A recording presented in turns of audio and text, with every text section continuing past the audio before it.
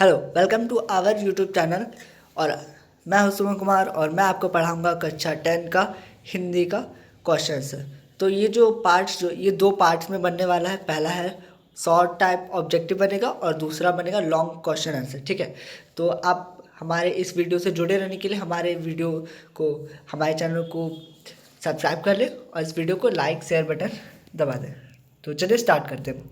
तो आज हम पढ़ने वाले हैं क्वेश्चन आंसर, जो कि क्वेश्चन पेपर से। ठीक है, तो पहला क्वेश्चन है, पहले क्या है कि निम्नलिखित गद्यांश को ध्यानपूर्वक पढ़कर पूछे गए प्रश्नों के उत्तर दें। ठीक है, तो ये गद्यांश वाला जो होता है ना, पैसेज वाला, बहुत ही इजी होता है। बस हमें इसमें पढ़ना है और इसका उत्तर देना। पैसेज को ध्यान से पढ़ें तो हमें इसका उत्तर आसानी से मिल जाएगा। पढ़ते हैं। पुस्तकें मनुष्य की सबसे अच्छी मित्र होती है। ठीक है, तो पुस्तकें मनुष्य की सबसे अच्छी मित्र होती है। यहाँ पे पुस्तकों का क्या मानव के रूप में प्रदर्शन किया गया है कि पुस्तक जो है एक मित्र होती है। वे हमें ज्ञान, प्रेरणा और मनोरंजन प्रदान करती है। पढ़ने की आदत न केवल हमारी शब्द संपदा को बढ़ाती है बल्कि हमारी सोच को भी गहरी दे गहराई देती है। ठीक है, क्या क्या बोल रहा है कि जो पुस्तकें होती है वो हमारी अच्छी मित्र होती है। ठीक है, वे हमें ज्ञान देती है, प्रेरणा देती है और मनोरंजन प्रदान करती है। ठीक है, ध्यान देना। ठीक है, पढ़ने की आदत न केवल हमारी शब्द संपदा का अर्थ होता है, शब्द संपदा जो है इसका अर्थ क्या होता है, तो इसका अर्थ होता है कि हमें जो शब्द बोलने का जो ज्ञान होता है ना वो बढ़ता है।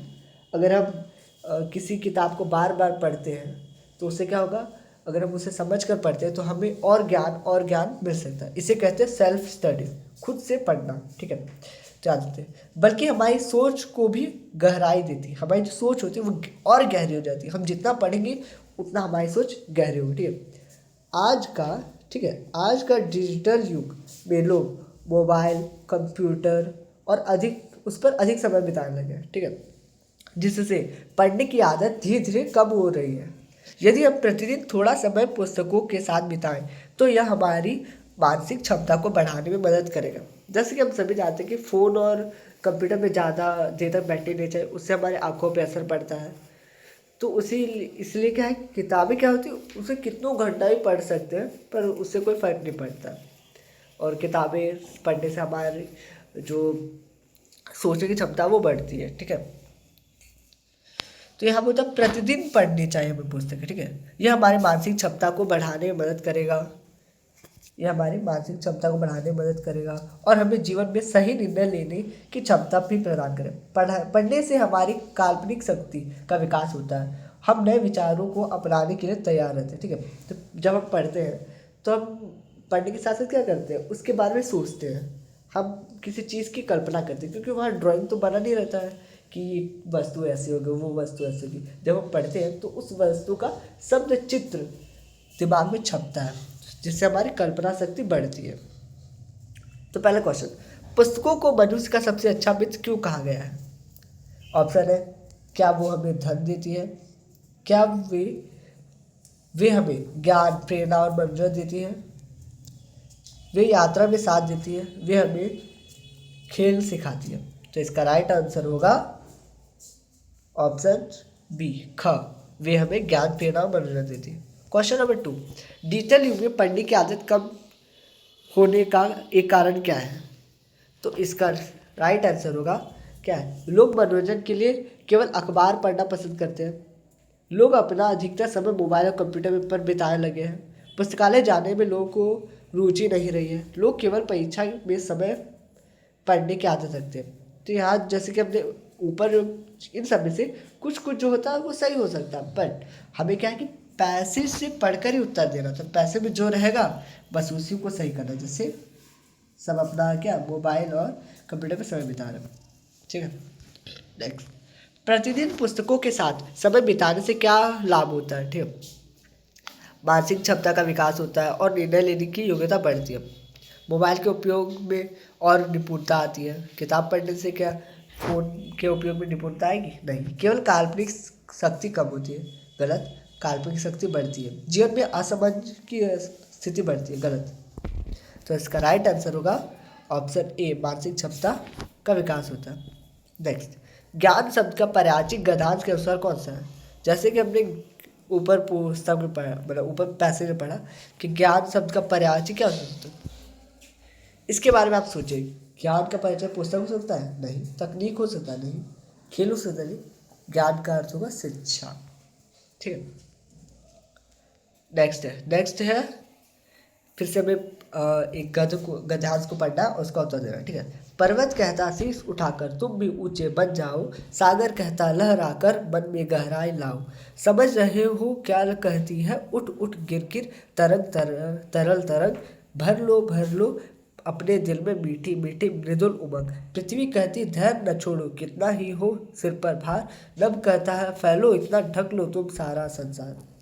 हमने पढ़ चुका है पैसेज और अब हम इसका क्वेश्चन से देखते हैं। क्वेश्चन नंबर 5, प्राकृतिक संदेश में सागर से कवि हमें क्या सीख लेने को कहते हैं? सागर से हमें क्या सीख लेने को कहते हैं? कि मन में साहस और दृढ़ता का, मन में गहराई लाने का, ऊंचे लक्ष्य बनाने का, संसार को ढक लेने का। संसार को ढक लेने का काम नभ का है, साहस और दृढ़ता, ऊंचे लक्ष्य बनाने का, और मन में गहराई लाने का। ठीक है। तो यहाँ आप देखते हैं कि सागर क्या कहता है? सागर कहता है मन में गहराई लाओ। यहाँ देखिए पैसेज में साफ साफ लिखा मन में गहराई। तो इसका राइट आंसर होगा ऑप्शन ख, मन में गहराई लाओ। कविता में पर्वत का संदेश क्या है? ठीक है। कविता में पर्वत का संदेश क्या है? ठीक है। अब देखिए ऊपर पर्वत का संदेश क्या है? शीश उठाकर, ठीक है, तुम भी ऊंचे बन जाओ। यहाँ पर क्या बोल रहा है? ऊंचा बनने को कह रहा है। तो ऊंचाई और महानता पाना। ठीक है। इंसान को क्या करना चाहिए? ऊंचाई और महानता पाने का प्रयास करना चाहिए पर्वत के समान। नेक्स्ट है सागर कहता है लहराकर। यहाँ सागर किस गुण को अपनाने का संकेत देते हैं? सागर किस गुण को संकेत देते हैं? धैर्य का, गहराई का, फैलाव का, या फिर साहस का। तो वे कहते हैं गहराई लाओ, गहराई लाने का। क्यों? क्योंकि अगर हम किसी वस्तु पर अगर हम गहराई से उस पर बातें करते हैं, फिर उसके बारे में जानते हैं, तो हम उसके विषय में और ज़्यादा अच्छे बनते हैं। नेक्स्ट है उठ उठ गिर गिर तरल तरंग किस जीवन स्थितियों का प्रतीक है? ठीक है। तो यहाँ बोल रहा है कि जो उठ उठ गिर गिर तरल तरंग जो ऊपर पद्यांश में आया, गद्यांश में आया है, उसमें क्या है? आनंद और उत्साह है, या फिर धैर्य और स्थिरता, गहराई और फैलाव, तरंग और कठिनाई और सफलता है। तो उठ उठ मतलब क्या? सफलता की ओर उठ रहा, और गिर गिर मतलब असफलता है। ठीक है। या फिर कठिनाई आना। तो इसका राइट आंसर होगा ऑप्शन घ। नेक्स्ट है यदि तुम मन लगाकर पढ़ोगे तो अवश्य सफल होगे। किस प्रकार का वाक्य है? जैसे कि ऊपर लिखा है, तो इसका क्या हो सकता है? क्या ये सरल वाक्य है? नहीं। सरल वाक्य होता है मैं आता हूँ, मैं जाता हूँ। जिसमें अधिक बोधक होता है वहाँ तुम कितने अच्छे हो। ठीक है। सरल कहता है कि ये मैं आता हूँ, मैं जाता हूँ, ये सिंपल सा है। ठीक है। जिसमें अधिक बोधक कहता है कि वाह तुमने तो कमाल कर दिया। संयुक्त मिश्र वाक्य बोलता है, मिश्र वाक्य क्या बोलता है? अगर तुम मन लगाकर पढ़ाई करोगे तो परीक्षा में वैसे सफल होगे। इसका राइट आंसर मिश्र वाक्य। ठीक है। नेक्स्ट है मोहन पढ़ाई करता है और सोहन खेलों में अच्छा है। ठीक है।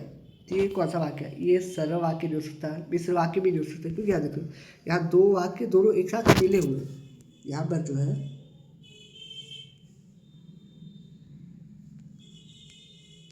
यहाँ पर अगर हम ध्यान लगाएं तो यहाँ क्या है? एक वाक्य दो वाक्य को जोड़ दिया गया है। ठीक है। और यहाँ पर क्या है कि एक वाक्य मोहन है और दूसरा वाक्य सोहन है, और बीच में ये जोड़ा नहीं, ये अलग है। और सोहन खेलों में अच्छा है, दोनों अपने अपने क्षेत्र में अच्छा है। ठीक है। तो ये क्या है? मिश्र वाक्य, संयुक्त वाक्य है, या फिर सरल वाक्य है। तो ये होगा संयुक्त वाक्य। ठीक है। फल खाया जा रहा है, क्या हो रहा है? खाया जा रहा है। तो ये क्या हो रहा है? क्रिया हो रही है। तो इसका राइट आंसर होगा ऑप्शन ख, कर्मवाच्य। ठीक है। नेक्स्ट है आकाश में बादल छाए हुए हैं। ठीक है, आकाश में बादल छाए हुए हैं, ये क्या है? इसमें बादल कौन सा पद है? क्रिया है, संज्ञा है, सर्वनाम है या अब है? ये आपके लिए छोड़ देता हूँ, आप कमेंट में का जवाब दें। उसकी आवाज़ बिजली की तरह गूंज रही थी। ठीक है, क्या है? उसकी आवाज़ बिजली की तरह गूंज रही थी। इसमें कौन सा अलंकार है? तो इसमें अलंकार है उत्प्रेक्षा अलंकार। नेक्स्ट है त्रिलोक किस प्रकार का समास है? त्रिलोक, तीन लोग का समूह को जो समूह होता है उन्हें त्रिलोक कहते हैं। ठीक है, तो इसमें पूछा है त्रिलोक किसका समास है, किस प्रकार समास है? तो इसका राइट आंसर होगा ऑप्शन है तत्पुरुष, द्वंद्व, द्विगु या कर्मधारय। तो इसका राइट आंसर होगा द्विगु। ठीक है, नेक्स्ट है ईमेल लेखन किससे संबंधित है? तो ईमेल लेखन जो है इलेक्ट्रॉनिक मेल आजकल के संचार में सबसे ज़्यादा क्या है उपयोग में लाया जा रहा है, जो इलेक्ट्रॉनिक के माध्यम से होता है। और ईमेल का फुल फॉर्म है इलेक्ट्रॉनिक मेल। इसका राइट आंसर होगा ईमेल। ठीक है,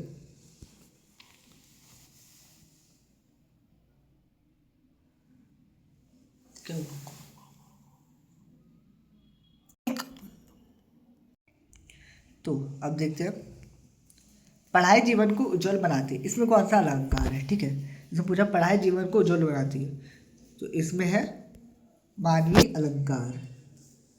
नेक्स्ट यूं, फिर से पदार्थ पढ़ेंगे और इसका उत्तर देंगे। ठीक है, युमथांग पहुंचने के लिए हमें रात भर लांगयुंग में पड़ाव लेना था। गगनचुंबी पहाड़ों के तल में सांस लेती एक नदी से 7 बस्ती लायूं। सारी दौड़ धूप से दूर जिंदगी जहाँ निश्चित सो रही थी, उसी लायूं में हम ठहरे थे। तिस्ता नदी के तीर पर बसे लकड़ी के एक छोटे से घर में मुंह हाथ धोकर मैं तुरंत ही तिस्ता नदी के किनारे बिखरे पत्थरों पर बैठ गई थी। सामने बहुत ऊपर से बहता झरना नीचे कलकल बहती तिस्ता में मिल रहा था। मधिम मधिम हवा बह रही थी, पेड़ पौधे झूम रहे थे, गहरे बादलों पर परत ने चांदी को ढक रखा था। बाहर परिंदे और लोग अपने घरों को लौट रहे थे। वातावरण में अद्भुत शांति थी, मंदिर की घंटियों से, घुंघरुओं से, झुंझुनाहट से। अब सब तो यहाँ पे पूछा लायु किस प्रकार की बस्ती है? तो इसका राइट आंसर होगा शांत और रंगी बस्ती है। उपयुक्त गद्यांश में वातावरण की शांति की तुलना किससे की गई है? तो इसमें है मंदिरों की घंटियों से। ठीक है, नेक्स्ट है निम्नलिखित पद्यांश को पढ़कर, अब देखिए फिर से यहाँ पद्यांश पढ़ने बोला है। ठीक है, तुम्हारी यह दंतुरित मुस्कान मृतक में भी डाल देगी जान। धूली धूसर तुम्हारे ये गान छोड़कर तालाब मेरी झोपड़ी में खिल रहे जलजात। परस पाकर तुम्हारा ही प्राण पिघलकर जल बन गया होगा कठिन पाषाण। मृतक में भी डाल देगी डान का क्या अर्थ है? तो इसका राइट आंसर होगा ऑप्शन सी। ऑप्शन सी हताश और निराश व्यक्ति में खुशी ला देना। धूली धूसर ये तुम्हारे गात, इसका राइट आंसर होगा ऑप्शन ऑप्शन ख। ठीक है, शरीर। भोलानाथ किसको देखकर सिसकना भूल जाते थे? क्या पूछा भोलानाथ किसको देखकर सिसकना भूल जाते थे? तो ऑप्शन होगा ग, खेल के साथियों को देखकर भूल जाते थे। उद्धव कृष्ण का कौन सा संदेश लेकर आए थे? तो जो उद्धव थे, पाठ में जो उद्धव थे, वो श्री कृष्ण का कौन सा संदेश लेकर आए थे? तो इसका होगा ऑप्शन सी, योग संदेश लेकर आए थे। 23 राम लक्ष्मण परशुराम संवाद में किस प्रकार की प्रमुखता है? ठीक है, यहाँ पूछा है कि प्रमुखता किस प्रकार की है? तो इसमें जो है वीर रस की प्रमुखता है। 24 उत्साह कविता में कवि ने बादल की तुलना किससे की है? जो कविता है, कवि बादल की तुलना किससे की है? तो धरती से की है।